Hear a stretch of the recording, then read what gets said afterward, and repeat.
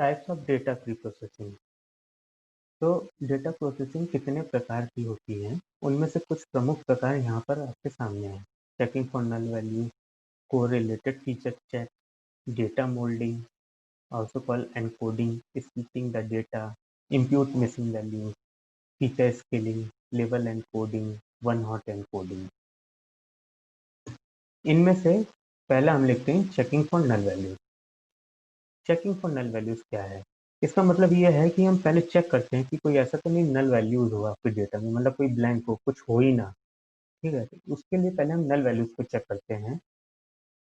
इसको ठीक करने का तरीका है रिमूव और इंप्यूट, मतलब या तो आप उस पूरे कॉलम रो को ही हटा दीजिए या फिर उसको किसी दूसरी वैल्यू से रिप्लेस कर दीजिए। इंप्यूट को हम बाद में समझेंगे, सबसे पहले नल वैल्यूज कैसे देखते हैं और उसको सही करने का तरीका रिमूव है। तो पहले इसको हम देखते हैं और उससे भी पहले हम ये देखेंगे कि हमारा डेटा कैसा दिखता है। तो अगर आप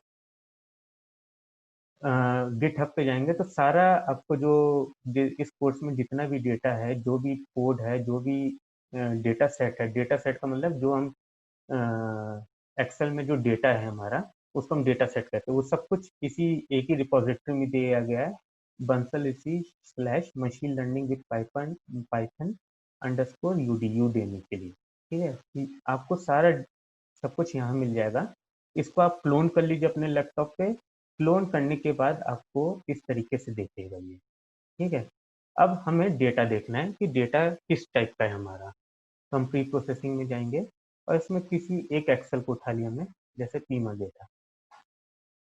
तो अब इसमें कुछ जो आने वाले जितनी भी कोडिंग होगी तो उसमें मैं कुछ टर्म्स यूज करूंगा, तो पहले हम उसको समझ लेते हैं। जितने भी ये आपको जो कॉलम्स दिख रहे हैं, ठीक है, इसको मैं अगर बोल्ड, ये जो पहली जो रो है इसको फर्स्ट रो कहते हैं। फर्स्ट रो में जितना भी जो ये टॉपिक दिख रहा है ये सब आपका फीचर्स है। फीचर का मतलब इंडिपेंडेंट वेरिएबल आप कह लीजिए। इंडिपेंडेंट वेरिएबल यहाँ तक है। ठीक है, इन सबको फीचर कहते हैं। फीचर का मतलब ये होता है कि जो कि आपका डिफाइन कर रहा है, जो उसकी विशेषता बता रहा है। मतलब अगर ये डायबिटीज है, मतलब किसी, ये एक रो बता रहा है कि ये डेटा एक पेशेंट का है जिसको कि डायबिटीज है। अब उसका नंबर ऑफ प्रेग एक ये फीचर है, एक ग्लूकोज वाला फीचर हो गया, एक डायग्नोस्टिक डायस्टोलिक बीपी, मतलब बीपी का डेटा है, एक थिकनेस है, एक इंसुलिन बीएमआई। तो डिफरेंट फीचर है। एक बेस्ड ऑन दिस फीचर एक पेशेंट को डायबिटीज है तो उसकी विशेषता है जिसको डायबिटीज है। ऐसी एक सेकंड जो पेशेंट है उसको डायबिटीज नहीं है और उसका डेटा ये है। तो इस तरीके से हमारा डेटा होता है। और फीचर का मतलब होता है ये एक कॉलम। ठीक है, जो फीचर इंडिपेंडेंट वेरिएबल यहाँ से यहाँ तक का ये इंडिपेंडेंट वेरिएबल है। इंडिपेंडेंट का मतलब है ये किसी पे डिपेंड नहीं कर रहे हैं। डायबिटीज आपका डिपेंडेंट वेरिएबल है, मतलब ये है कि डायबिटीज जो ये कॉलम का जो डेटा है ये पिछले इन कॉलम्स पे डिपेंड कर रहा है, इसलिए हम डायबिटीज को डिपेंडेंट वेरिएबल कहते हैं। तो जो हमारा मशीन लर्निंग मॉडल होता है, हम इसी डिपेंडेंट वेरिएबल से लर्न करते हैं और फिर प्रिडिक्ट करते हैं डिपेंडेंट वेरिएबल को based on the independent variable. ठीक है, अब हम कोड पे जाते हैं कि किस तरीके से हम इस डेटा को पहले इंपोर्ट करेंगे। तो पहले तो इंपोर्ट एक लाइब्रेरी हम पांडास को इंपोर्ट करेंगे, import pandas as P D. Then D F for data frame हम डिफाइन कर रहे हैं, that is called P D dot. अब हमें क्या करना है, सबसे पहले इस डेटा फ्रेम को हमें इंपोर्ट करना है। तो उसके लिए क्या है, पीडी में एक फंक्शन होता है, उसे कहते हैं रीड अंडरस्कोर CSV। अब इसमें आप फाइल का नाम दे दीजिए। अब फाइल का नाम कैसे मिलेगा हमको, डेटा, क्योंकि हमारी स्क्रिप्ट इसके अंदर है। ठीक है, तो इसके बाद डेटा के बाद डेटा में जाएंगे, फिर प्री प्रोसेसिंग में, फिर पीमा डायबिटीज। तो आप सीधे यहाँ से ऐसे कॉपी कर लीजिए, ये डेटा डिफाइन कर दिया। इसको ऐसे चेक कर देंगे तो ये आपका विंडोज और लिनक्स सब में कंपैटिबल रहेगा। अब इसके बाद Pima hyphen data dot CSV। अब इसको एग्जीक्यूट करने के लिए क्या करें, शिफ्ट एंटर। तो ये इंपोर्ट हो गया।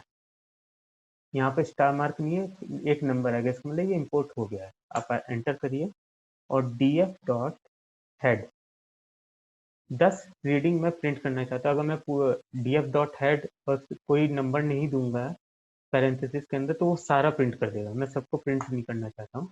ये 10 कॉलम आ गए, ठीक है। अब हम क्या करेंगे, try to print null values. कितने में नल वैल्यूज है, सो df डॉट, ये इसका इनबिल्ट फंक्शन है पांडास का, डॉट वैल्यूज डॉट एनी।